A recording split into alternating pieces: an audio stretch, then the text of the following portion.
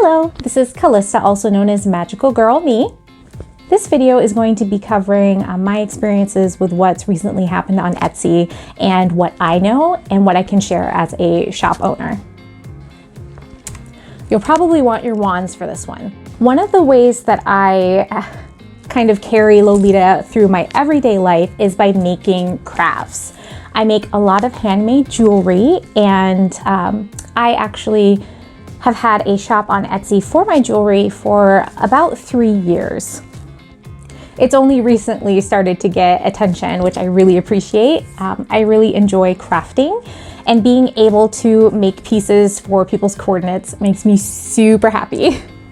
I work a normal 40-hour work week, but whenever I clock out, the first thing I do is usually Lolita centered. So it's either making Lolita videos or blogs or making new designs. Magical Girl Me on Etsy is my shop, and I have mainly only sold jewelry, a few face masks on that platform. So what happened? Recently, Etsy went through and suspended a ton of Lolita shops on their platform. We don't know why this happened, and it happened over the course of 2 or 3 weeks, so it wasn't everyone all at once, and this doesn't mean that it won't continue in the future. On Wednesday, I went to go check my shop. I have the seller app, so I get notifications if I have private messages or shop reviews or anything like that. And I noticed that there was something wrong. It wasn't loading my feed. So when I moved onto my computer, I noticed that my shop had been suspended. What that means is that your shop is completely removed from Etsy for the time being. So your URL does not work. It takes you to an error page. All of your shop history of items you sold are gone. None of your listings are findable, and people are unable to view your reviews for your shop or even their favorites if they favorited something that you created. So I'm just popping in really quick because after this video, I noticed that not only has Etsy suspended my shop, but it has also suspended my buyer account. That means I can't purchase any of my jewelry supplies that I usually buy from Etsy, gifts that I always buy from Etsy, or support other shops, other Lolita shops that are actually open. There is zero trace of my shop for no reason.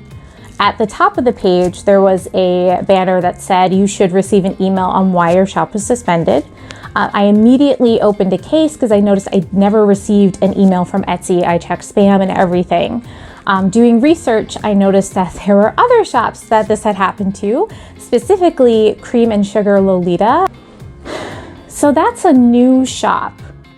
A new shop with a few items listed. There was no reason for them to be terminated. I have had an established shop for 3 years. I have never had a case, thankfully. I work really hard to make sure my items are well made, and then if anything arrives broken, I'm very conscientious of making sure that it's fixed as soon as possible. So I have had a shop with over 500 sales, 1,000 favorites, and I was suspended for no reason with no explanation from Etsy. They do not have a telephone number. The telephone number I found just directs you to their contact page on their website.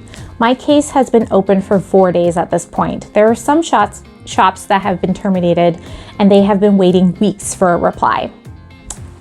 I've come across people who've experienced this on other platforms. For example, Amino has an automated system, and sometimes if something's worded funny or has a certain phrase in it, they will temporarily take down your posts, and then a human will go back later and review it and be like, oh, this is fine, and then they reactivate it. I assume that's what happened here with Etsy. Etsy used to have under their styles when you're listing a product, it was like steampunk and Victorian, and they had a Lolita category. I would often put my items under Lolita because they would fit Sweet Lolita. I have the feeling that they added the word Lolita to their banned or flagged terms The issue is that there is no record of our shops whatsoever. It would be one thing to put them into vacation mode, which still shows your shop's history, but they're completely removed as if they've never existed. Why is this a big deal?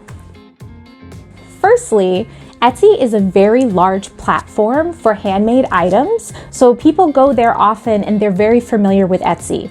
The fact that they can leave reviews and see how many items have been purchased and then pay with PayPal gives a buyer confidence. It's helpful for sellers because we can see what people are interested in. We can have easy communication with buyers if they want something custom. We also can get notifications so we can reply to anything that comes up quickly. I love that I can see, I have a message or a review or an order and I can take care of it through the Etsy app. So yes, it's a very good place to sell your items because it's very good for exposure. Secondly, a lot of people who are new to Lolita fashion wouldn't necessarily be familiar with shopping on Lace Market or maybe the brand websites. They might go to Etsy, Amazon, or eBay. Particularly Etsy, I feel like a lot of newbies go to. And there's legitimate things on Etsy that you can use for the fashion. This is also an issue because as a shop owner, we pay to list each and every item on the website. So we pay an initial fee to list the item, and then when it's sold, Etsy takes a percentage of that as the seller's fee. So there are items that I listed, that I paid for, that don't exist. Another issue with banning Lolita shops for no reason on Etsy is that it limits where we can sell. For example, Lace Market is a really great place to sell Lolita items. However, we're limited to 3 off-brand listings until they expire. So that's 3 listings for a week. Whereas I had, I believe, about 48 items on my Etsy store. That gives buyers a wider range of items to pick from. And it helps me with inventory so I can remember what's going in and out because I just know everything I have is listed. Additionally, and this is actually the only reason why I created an Etsy in the first place, is that conventions want to see a history of your brand. I really love vending at conventions. I have been working very hard to get into my local conventions in the Artist Alley, and Etsy is a very easy way for juried Artist Alley, the people on the panel, to look at, have you present your shop and decide if you're a good fit for their convention. They want to see how many items you've sold, what type of items you sell, how many people have left reviews, how many people have favorited your shop. And currently I am back to 0. I have nothing to show them. And that's very upsetting as well. I know we're not doing conventions right now due to COVID, but that is a huge blow to me as a seller. Another thing about Etsy too is there's diversity and for different styles and interests. I'm concerned that if they're doing this for Lolita fashion, what's to stop them from doing it from Fairy Kay or Decora, or it's just, they could do it with anything else without any explanation whatsoever. And the fact that they're even considering this is very unnerving. So what happens now? I am going to keep contact with Etsy regarding my case. So I'm just waiting for them to respond to me and reactivate the shop. Once the shop is reactivated, I don't even know if everything's going to come back because currently I can't access any of that information. Moving forward, I'm still going to continue to list items on Lace Market, but since there's only 3 at a time, it's a little bit slower. There is some good that came out of this. I am slowly adding items to my website shop, so I will be selling from there as well. If Etsy is reactivated, I will still keep the Etsy listing, but also have my own website.